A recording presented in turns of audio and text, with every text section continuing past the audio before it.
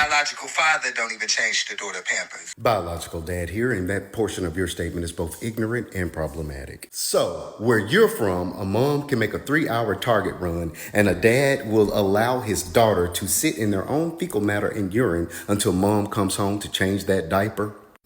I don't know where you're from, Bambino, but where I'm from, that's called neglect. If you're new to my channel, my name is Simon. We do philosophy through pop culture. And in today's podcast, I know it's going to be contentious. I know that the trend that I saw on TikTok isn't exactly viral, but it is present. So I want to deconstruct it with you. When I first saw the TikToks and I saw the conversations communities were having around fathers changing their daughters' diapers, at first I was a little defensive. Defensive on behalf of fathers. My mother always bragged that my father participated in diaper changes, and that was never a conflict in their marriage. Research shows there is still inequality at home, with women taking on most household responsibilities. One of the New York Times most shared articles this week is called "What Good Dads Get Away With." One study estimates it will be, listen to this, another 75 years before men do half the unpaid work at home. We've seen in modern relationships in a heterosexual setting that one of the issues that women were facing was the fact that they would work and do household chores, that men were working, but they weren't coming home and helping with laundry, dishes, or baby changings. The article by clinical psychologist Darcy Lockman is based on her new book. It's called All the Rage: Mothers and Fathers and the Myth of Equal Partnership. A lot of men are shaking their heads going, "No, Darcy, you're wrong." But you call the division of labor the most, I didn't say. Are they really? Because aren't they saying, darn, we were busted? Bro, what are you talking about, man? This does put a lot of pressure on the woman in the relationship. It also adds a weird pressure to the men, but not in the way that you think, and definitely not in the same way that it does for women. There's so much work involved when children come around that everyone's doing a ton more.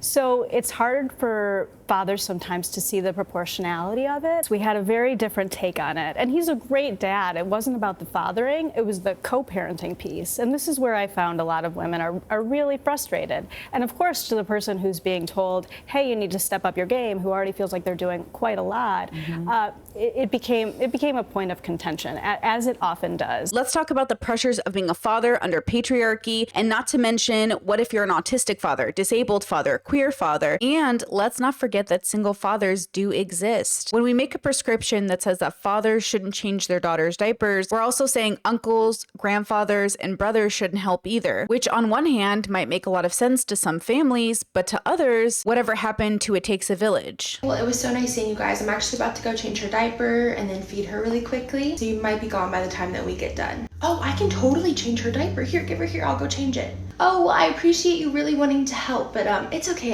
I got it. And I have to feed her anyways. No, seriously, just like let me change her diaper, like I'm the grandparent. But yeah, no, it has like nothing to do with you like being her grandparent or anything. We just really don't see why someone else would have to change her diaper if we're right here. You're kind of making it seem like you don't trust me at all. That has absolutely nothing to do with trust. We just feel like diaper changes because they deal with like her private areas don't need to be done and seen by everyone. She's literally just a baby. You act like I'm like some weirdo or something. You're kind of starting to act like a weirdo, being so upset over not being able to change a baby's diaper. And you're right, she is just a baby, which is why we feel like there's no reason for everyone to be involved in diaper changes. Okay, you're just making a really big deal out of a diaper change. I'm just saying I would like to play my full role as a grandparent. Nowhere does it say that you have to change a diaper to be an actual grandparent. Once again, thank you so much for offering your help. We just won't be needing it at this time. The question we really have to ask ourselves is family safe enough? And if they aren't, then how are we supposed to build a village? I've been seeing a lot of videos on the internet saying that men should not change their daughters' diapers. And a lot of women are agreeing with this because they're saying you just never know with men. And if you truly felt that way about a man, that he can't change his daughter's diaper, why even have a baby by this man? I don't really even start being a dad till 3. That's a smart move. I should have done that. Hey, dude. Wait, what does that mean? I never changed a diaper in my life. I don't do I don't, I can't. You don't want to be around the poop? And you know what? If I wasn't, if I didn't work as hard and get to where I am, where I could take care of my family financially, make sure everything else is straight, I wouldn't have an argument. But it's like, if I'm buying the Pampers, like, you change them. I would like to see fathers reinforce that they are supposed to be present in their children's lives. It makes no sense as a father, when you come into a bathroom, you don't have baby changing stations. Y'all need to really fix that. I'm at a rest area and they don't have a baby changing station in the men's bathroom. Women are not the only one who know how to change diapers. Ain't that right, Boogie? Hey, girl dad here. There are only 2 reasons that I can think of why a dad wouldn't want to be involved in helping with his daughter's care in that capacity. One is he's lazy and he doesn't want to help his partner out. Or two, and trigger warning on this next part, in some way he is his daughter. Either way, neither one of those are good. They are supposed to be active participants in the raising of their children without it sort of being an attack on the women that are protective of their daughters. I'm part of a mom group, and even in the mom group is moms posting talking about, oh yeah, my husband doesn't change my daughter's diaper, and I don't allow no man to change my daughter's diaper, or my husband is afraid to change my daughter's diaper. Now, as a CSA and SA survivor, I have made videos before about some of the, we'll call them triggers, that I had having a daughter, and some of the things that I've done for myself to, help myself get more comfortable. But never was it a issue with my husband. It was never something he did. Like, it's crazy to me that y'all are having children with men that y'all see in some respect or form as predators. Because we got to call a spade a spade. If you don't trust that man to change your daughter's diaper, you're calling him a predator. I think something needs to be said, something that's very uncomfortable for us to hear. But women who are afraid of fathers changing their daughters' diapers, that's coming from trauma. That means somebody in their family, someone in their bubble, someone in their environment has done this. It's being done in the families. And do you know what's maybe one of the most heartbreaking?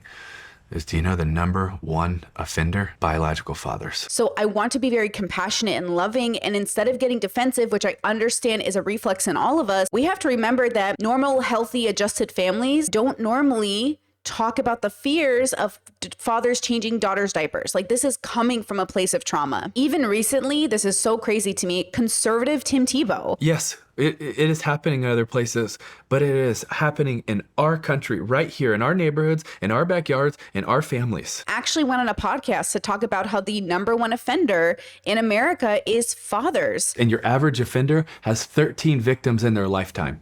13 victims. And we need to talk about that. We need to have conversations about these statistics and this data and where we're coming from, and why is it that males are sort of feared from both males in the community and females in the community. And I know we're using very binary terms to have the conversation, but I think this is a very prominent conversation in heterosexual bubbles. I was speaking about the point that the fathers also need to contribute in the marriage. I asked a few brothers, have you ever changed the nappy of your kid? Talking of marriage. Nappy? What nappy? I'm not saying it's your job, but I challenge you. Have you ever done it? If you haven't, your fatherhood skills are not complete. And I think in queer bubbles, we have been working on deconstructing gender, inviting men or males into spaces to deconstruct the patriarchy and their relationship to it. People think my hot take is that there are more than two genders, but my actual hot take is that humans are worth it. My hot take is that it's worth committing to love in a world that is so loveless and painful. My hot take is it's worth showing up with vulnerability even when people shut it down, because you're making a perforation in the surface and you never know how that's going to change the world. So I do think our communities are probably at different stages of deconstruction in relation to this. And I think my compassion wants to look at the heterosexual communities and kind of be there with them through their deconstruction, because they are the ones suffering, I think, the most in the moment. I'm sorry, but if your husband comes to you and says, I feel uncomfortable changing our daughter's diaper, I can't do it anymore, you either have a pet of a husband or you have a lazy ass husband. Never in my life have I heard of such nonsense. There is nothing wrong with a man changing his daughter's diaper. And if you think there is, you need to reevaluate your marriage and find a new husband. You shouldn't be married to that person if you should be worried about your husband changing his daughter's diaper. That is not normal. Leave your husband. Leave your husband. Now, funny enough, privileged people, so heterosexuals in this conversation in relation to maybe queer people, and it is Pride Month and it is Father's Day month, we're working with a lot of bubbles right now, a lot of expectations of the norm.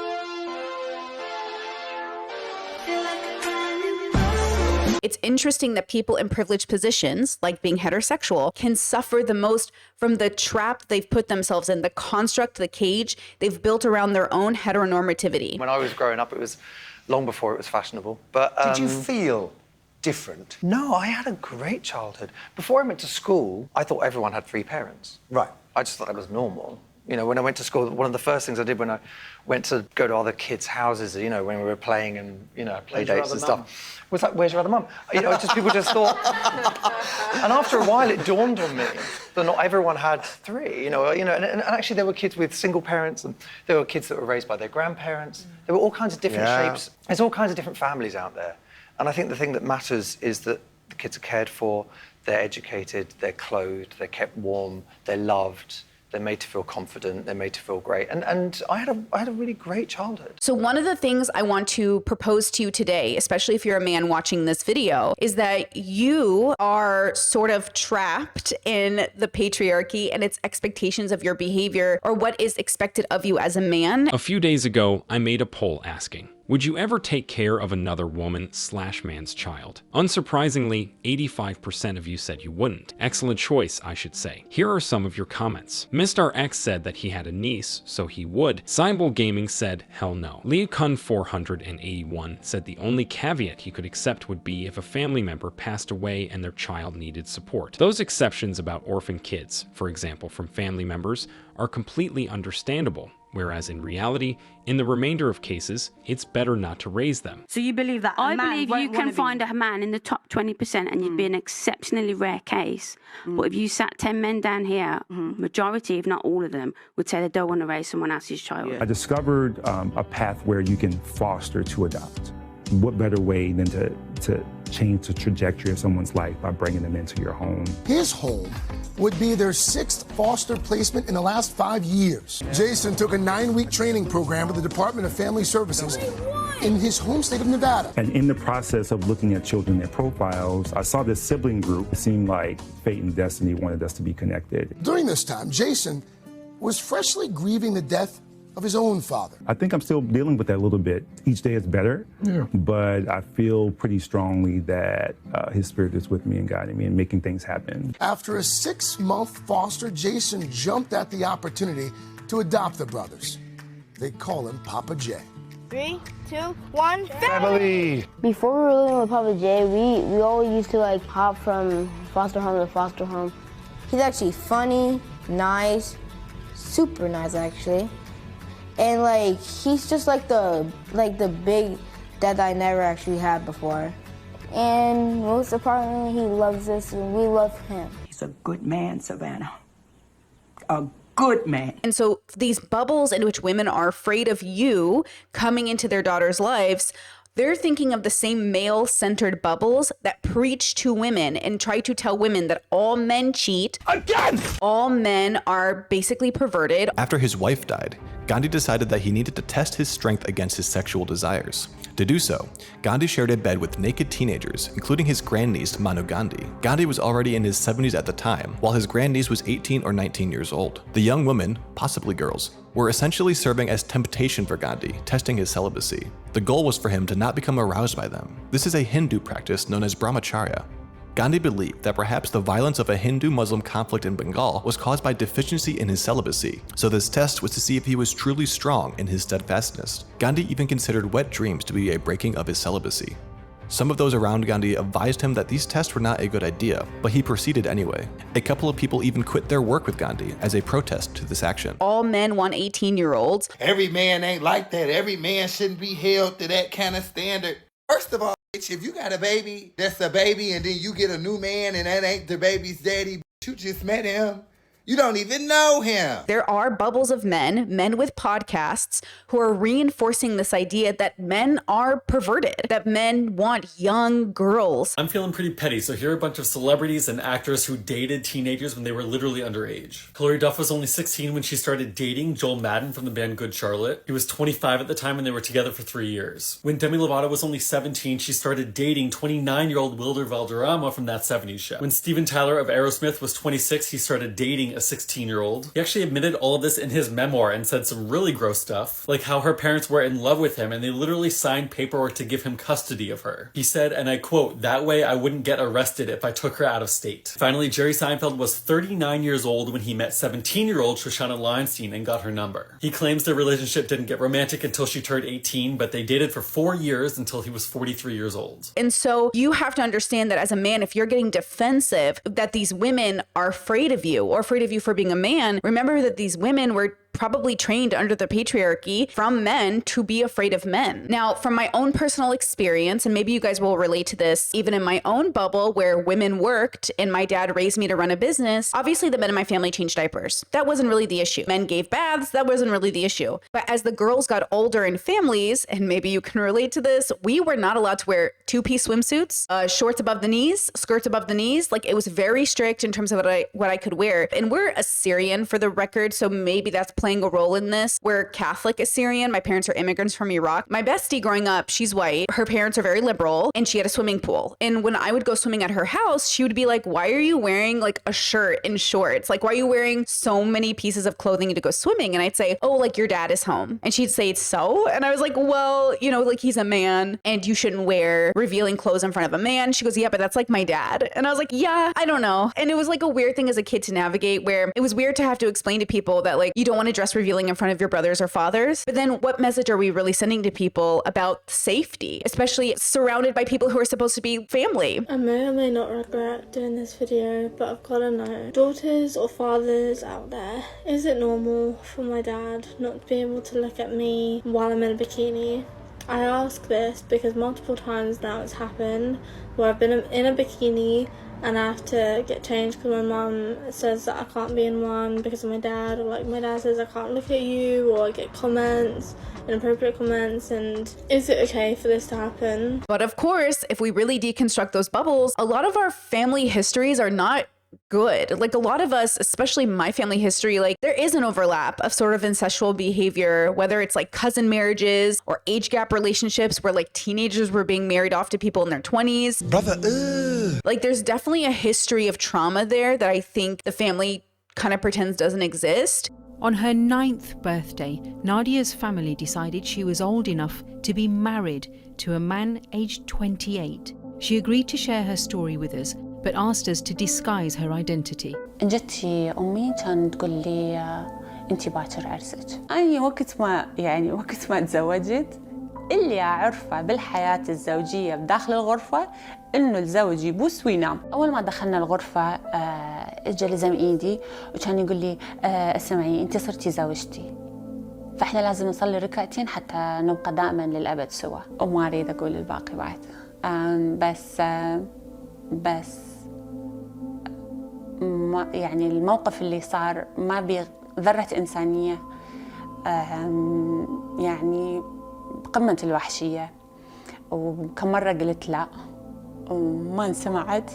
And that's why I think for me and my generation and wanting, having the desire to break a generational curse, I think comes from knowing our past. Let me break you down. I'm sorry that you had a fucked up life.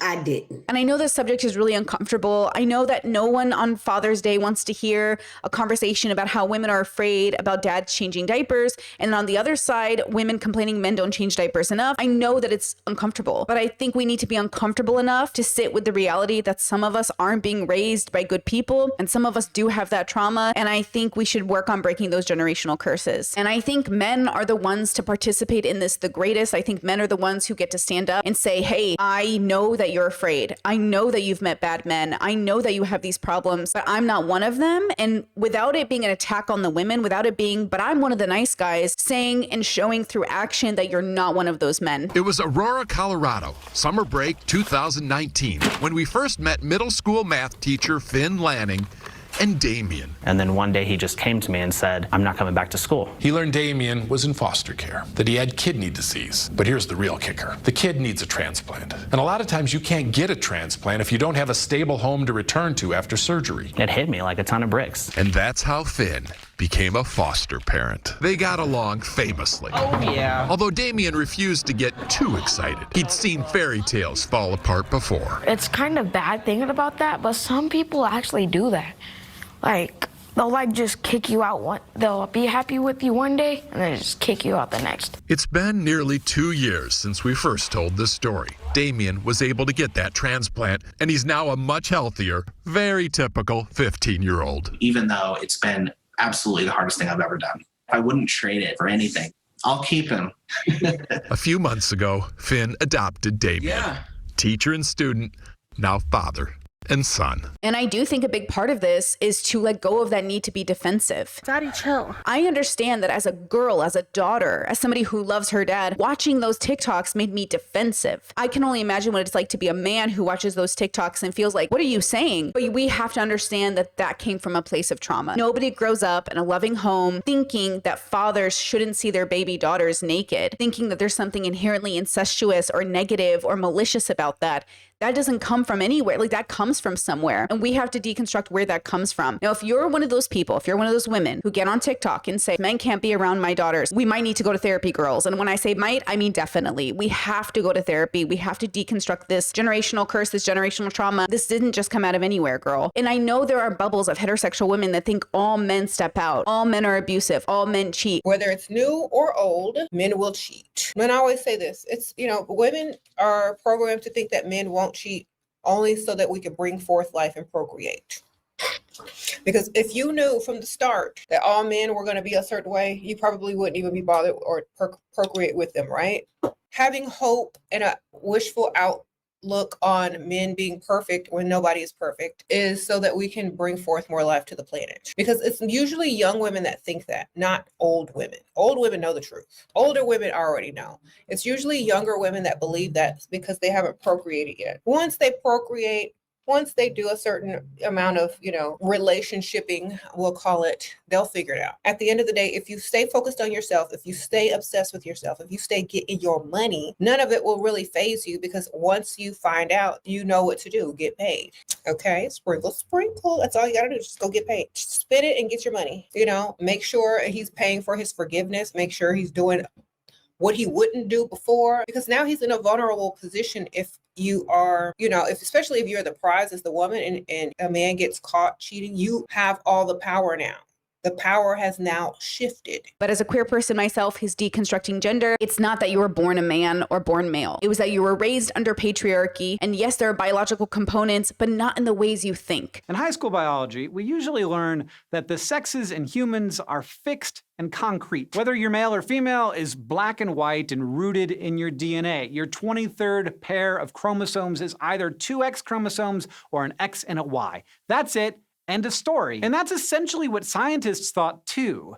But it turns out that sex isn't that straightforward. In fact, biologists today are saying sex is a spectrum, and the scientific community is still working on understanding and respecting the people who fall in the middle of that spectrum. To get this out of the way right up front, we're not talking about gender or sexuality here. Gender refers to social and cultural attributes and understandings of men and women and their roles, though not every culture has only two categories, and it's increasingly seen as a spectrum. Plus, the gender you identify as may or may not be the same one as what you express with things like your clothing and behavior, all of which can also be on a spectrum. I know a lot of people think this is just how men are biologically. Not the way you think, girl. Not the way you think. And unless you deconstruct it, you're going to give your children this anxiety. You're going to continue this generational curse. What we are talking about today is your biology, including your chromosomes, your hormones, your gonads, and your genitals. The catch is that these biological features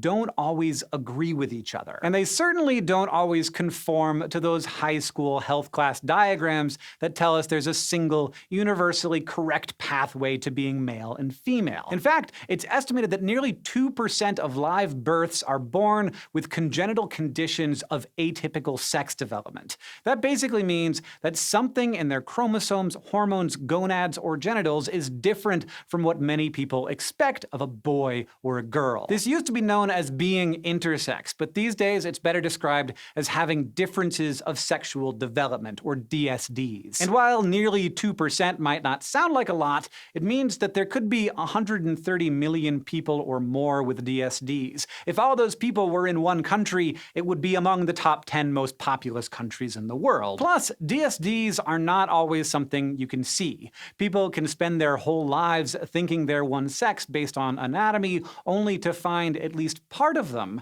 tells a different story. If you want your girls to marry good men... Oh my God. Just your friend. No, he's not. He's my boyfriend. No, he is just your friend. No, he's not. What is he? He's my boyfriend. Do you love him? You have to raise them believing there are good men out there, and there are. Hunt decided to foster all 5 after he found out they were going to be permanently split up. Yes. And to guarantee they stay a family, last month, he adopted them. You are hereby adopted. I had to help them.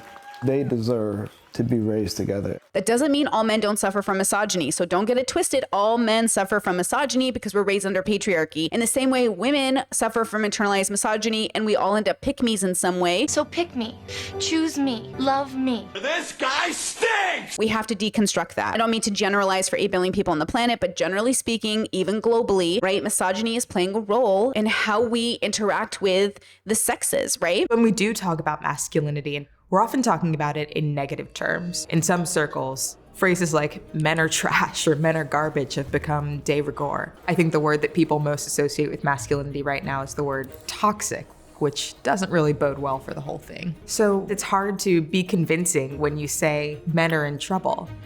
After all, like, look around us.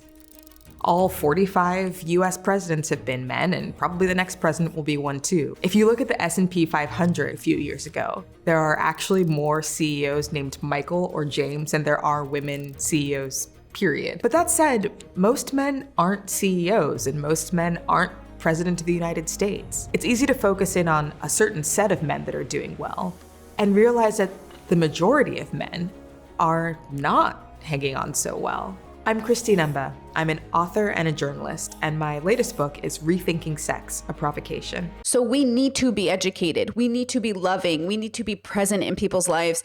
And we need to work on accepting that the world is traumatized. The world is suffering. And unless we do something about it, we're just going to keep having babies that are traumatized. And whether or not you believe in epigenetics or whether or not you believe that trauma can be passed down, it is happening. And it is happening to your children. A number of people warned me against writing a book about boys and men because it's such a fraught subject, particularly in politics, because so many people were afraid that merely drawing attention to the problems of boys and men was implying somehow less effort being paid to girls and women, that it's framed as zero sum.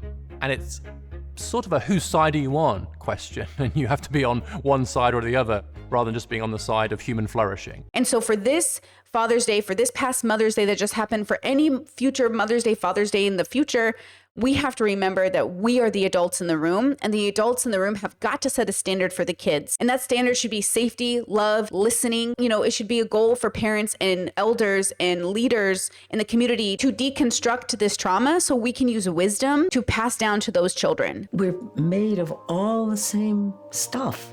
Scientific words, you know, neurons, protons, cells, molecules. We're little bits of stars. We're dust. We're all, it's like we're the great kaleidoscope, all little pieces. But every time you turn it, it's different. So you and I are exactly made up of exactly the same stuff. But every one is unique. There's only one in all the world. Everywhere I look, I see another little version of myself. If there were a person in every little section, that would be another version of myself. Children are watching us. As I often say on my streams, the kids are watching us, and they're looking to us to reassure them that the world is going to be a good place for them, or that we are working on making it a good place for them. And you cannot make the world a better place if you raise your child from day one being afraid. There are so many lessons which can be learned from being a parent. I think it teaches you to become more loving. And I believe love covers everything. Because if you're loving, then you're gentle. If you're loving, you're patient. And if you're loving, you're kind. And all those things begin to take place around you. I sat down with Ted and I asked him, Ted, tell me, what do you want to be in life? And he said, I want to be like you. And I said, no, tell me. I don't mean like you becoming like me, but I mean like when you grow up, what do you want to be? What do you want to do in life? And he still came back with the same answer and says, Dad, I want to be like you. It makes me very emotional because my children are my life and they are part of me. I want to see him happy all the times. Because if he is happy, you also share the happiness with other people. And the moment he begins to do that, he is making the world a better place to be. We know that we're animals evolved over millions of years, and we don't think before we have babies. Most babies are not planned. Most children come into the universe with absolutely no plan. And that means we are the adults in the room, but we don't have the wisdom. We don't have the wisdom to raise these babies with security. We are not raising secure children because we are not secure adults. So we have got to do the work on ourselves. This is an opportunity for us to remember that we were children who were not taken care of, and we had to do the work as we got into our elder years to deconstruct all of that trauma, all the stuff our parents couldn't do, so we can do it for our kids. And remember, as a person who's chosen not to have children myself, and I know people are gonna be in my comments like, why are you talking, you don't have kids? As a girl who's one of 9, as a girl who comes from a very large family, sometimes the greatest way to be a parent is not to become one. Sometimes the greatest way to break a generational curse is not to have offspring to pass it on to. Sometimes the greatest way to be a parent is to be an auntie. I know this subject is sensitive, so I want to be sensitive to you, but I also want to remind you that like you are still the adult in the room, and so we have to do the work, because who else is gonna do it? Who else is gonna do it if not us? All right, with that said, that's all I have for you guys today. Please leave your comments in the sections down below. Happy Father's Day to the fathers, and I will see you for the next one.